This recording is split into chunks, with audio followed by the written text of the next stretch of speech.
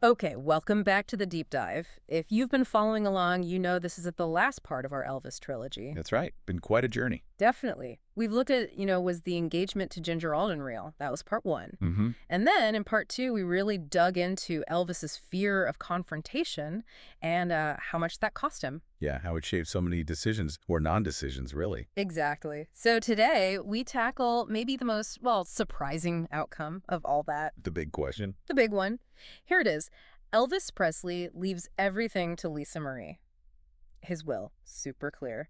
Priscilla, his ex-wife, isn't even mentioned. So Right. how on earth did Priscilla Presley end up controlling the massive Elvis empire for, what, almost 30 years? Yeah, how did she become the face, the power behind that legacy? Right. It seems impossible based on the will. So our mission today is to figure that out. It's a really complex story about power, legacy, maybe rewriting history a bit. Definitely some rewriting involved, or at least reshaping. Yeah, reshaping, good word. Get ready for some aha moments because we're going to see how one very determined person can really take charge of an icon's inheritance. Maybe even redefine it.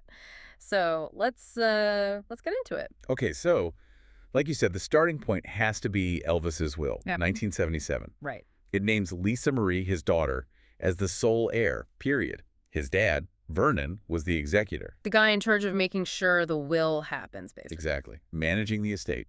And the will, well, it just doesn't mention Priscilla at all. Zero ambiguity there. None. Which really tells you Elvis didn't intend for her to be running things after he died. Okay, so that's the plan. Lisa Marie inherits, Vernon manages. Simple enough, but Huh. then... Yeah, life happens. Vernon Presley dies just 2 years later, 1979. Wow, okay. And Lisa Marie, at that point, she's only 11 years old. 11. So she can't inherit directly or manage it. Creates a huge legal gap, doesn't it? A vacuum, precisely. Mm. Because she's a minor, the court has to step in and approve who manages the estate for her. Okay, so who did they pick?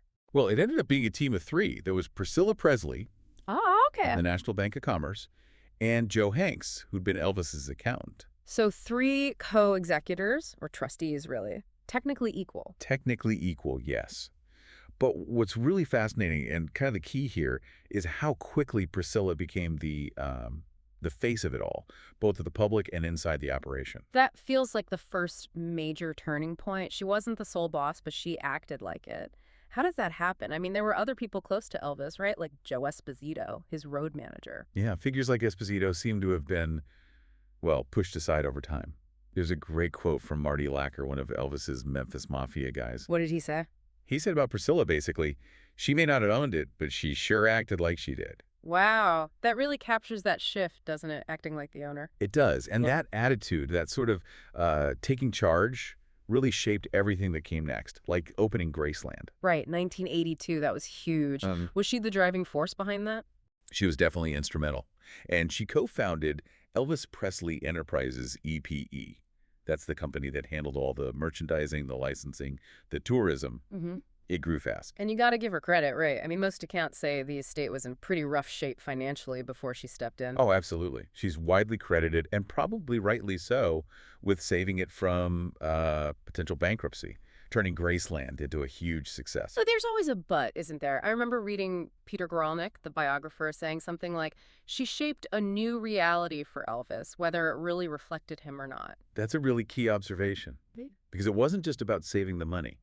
It feels like controlling the business started to merge with controlling the story of Elvis. How does she manage that, controlling the story, especially when she wasn't technically the owner? Well, part of it seems to be consolidating power, sometimes pretty aggressively, legally. Okay, like what? She started filing lawsuits. For instance, she sued Marty Lacker, the same guy who made that comment, Right. to get back money Elvis had apparently gifted him. Whoa, suing Elvis's friends over gifts. Seems like it. And she also sued other insiders, apparently for defamation, which, tends to quiet people down. So it wasn't just, hey, let's all work together. It sounds more strategic, maybe even a bit ruthless, using lawsuits to assert control. It certainly sends a message, doesn't it? Like if you dissent or challenge her narrative, there could be legal consequences.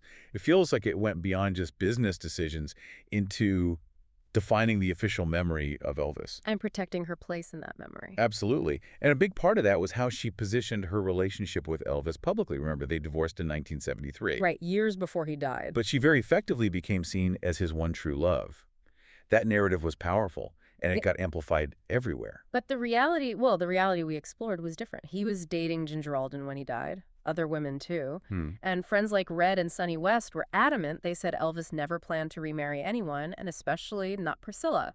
Yeah, sources like Suzanne Finstad's books, The Memphis Mafia Tell-Alls, they paint a very different picture than the official EPE narrative often did. So we talked about the engagement to Ginger probably being unlikely in part one, but it sounds like a reconciliation with Priscilla was just as unlikely, maybe even more so. Based on those close to him at the end, yeah, it seems that way. But the public story was different. Okay, so Priscilla's running things, shaping the narrative. What happens when Lisa Marie actually comes of age? She inherits legally then, She right? does. In 1993, when she turned 25, the estate legally became hers. So did she take over? Kick Priscilla out? Not immediately, no. She mostly kept the existing EPE structure in place, with Priscilla still very much involved, still looking like the one in charge, really until Lisa was about 30. Really? Yeah, Lisa Marie even worked for a while as an assistant to Jerry Schilling, sort of learning the business that was already hers. That's a strange dynamic. Working as an assistant in your own company? There's that quote, isn't there, from a book where Priscilla supposedly told Lisa Marie at a board meeting.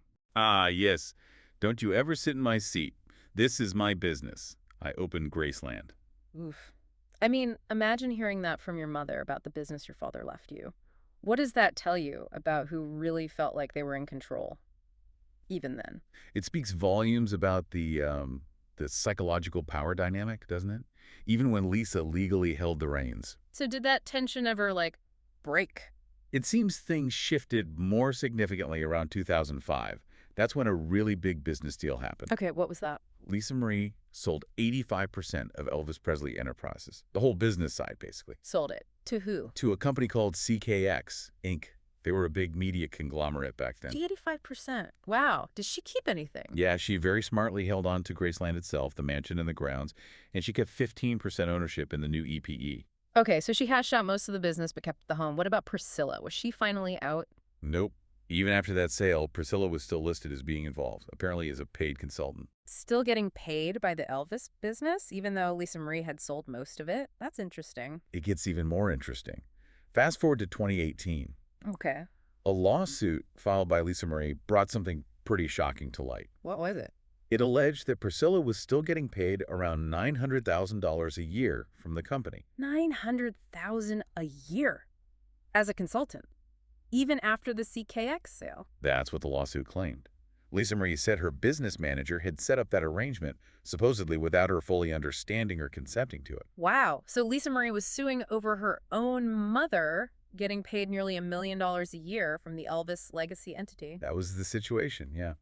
Reports online suggest it got settled, and Priscilla apparently had to sell her own house to pay Lisa back to avoid things going further legally. Man, that's messy. And sad, really. It is. And then, of course, the final chapter tragically begins in January 2023. With Lisa Marie's death. So sudden. Incredibly sad, and just days after she died, Priscilla went to court. To do what? She contested an amendment Lisa Marie had made to her own trust back in 2016. An amendment. What did it do? It removed Priscilla as a trustee for Lisa Marie's kids. Basically, it took Priscilla out of the line of control for the remaining Elvis legacy assets, including Graceland and that 15% of EPB. And Priscilla challenged that. On what grounds? She claimed the signature might be forged, that she wasn't properly notified back in 2016. It caused a huge public backlash, as you can imagine. Yeah, I bet. Contesting your recently deceased daughter's wishes for her own children. So what happened with that? It was eventually settled out of court. Priscilla got a reported $1 million lump sum payment, $1 million. plus another $100,000 a year, supposedly as an advisory fee, from Riley Key. Lisa Marie's daughter. Right. And Priscilla also got burial rights near Elvis at Graceland. But crucially, the end result was Riley Keough became the sole trustee. So ultimately, Lisa Marie's intention, her daughter being in charge, was upheld, but only after another fight. Exactly. It just shows how, even after death, Lisa Marie's role as Elvis's heir needed defending. This whole thing, it just makes you think about the incredible weight on Lisa Marie her whole life. Oh, absolutely. Carrying that name, that legacy. And as we've seen, dealing with her mother's very strong presence in it all, she talked about it, didn't she? She did. There's that heartbreaking Rolling Stone interview from 2003. She basically said if she didn't have her own kids, she might have killed herself. Just said, it's not easy to be Elvis Presley's daughter. Yeah. You can only imagine the pressure. And while she's struggling with all that, the narrative keeps getting shaped, right? Mostly Priscilla's Well, version. yeah. Think about the big media projects. You had the Elvis and Me TV movie back in '88, based on Priscilla's book. Right. Then the huge Baz Luhrmann Elvis movie in 2022, which Priscilla heavily promoted and seemed to approve of its portrayal. And the Priscilla movie just last year by Sofia Coppola. Exactly. All these major projects focusing on or heavily influenced by Priscilla's perspective, they sort of cemented a particular view of her relationship with Elvis. Meanwhile, Lisa Marie, did she ever get to tell her father's story or her own story connected to him on that kind of scale? Not really, no. She never had that kind of platform or perhaps control over the narrative machine. So let's try and tie this all together. Yeah. We talked about Elvis avoiding confrontation in part two. He never really drew that hard line with Priscilla about the estate, did he? No, not in a way that stuck, clearly. He didn't put her in the will, but he didn't, actively prevent her from getting involved later. It was almost like leaving a door unlocked. And she didn't just walk through it. She, redecorated the whole house. That's one way to put it. She wasn't in the will. Elvis wasn't planning to remarry her, according to his friends. Yet for decades, she was the face, the guardian, the decision maker. It's kind of an astonishing story of, I don't know, influence. Strategy, taking an opportunity. It's definitely remarkable when you look at everything. The will, Vernon's death, the trusteeship, Graceland, EPE, the lawsuits, the narrative control, the deals, the final legal battles. It really makes you wonder, was she this, brilliant businesswoman, saving the day, saving the legacy, doing what she thought was best for Elvis? Or is it more of a calculated takeover, a way to kind of write herself into the center of a story where Elvis's own final wishes, legally speaking, placed her on the sidelines? That image you mentioned from the sources feels so right. Priscilla didn't just guard the gate, she built a throne behind it. It's a powerful way to think about it. Did she protect the kingdom, or did she seize it? Yeah. Maybe a bit of both. It's complex. Wow. Well, this has been quite the deep dive wrapping up this trilogy. So much to think about with Elvis's legacy and who got to shape it. Definitely a lot to unpack. Yeah. And hey, if you found this fascinating and you missed the earlier parts, please do check them out. Part 1 was Elvis and Ginger, Engagement or Illusion. And part 2 was why Elvis feared confrontation and what it cost him. You can find both of those wherever you get your deep dives. Thanks for joining us.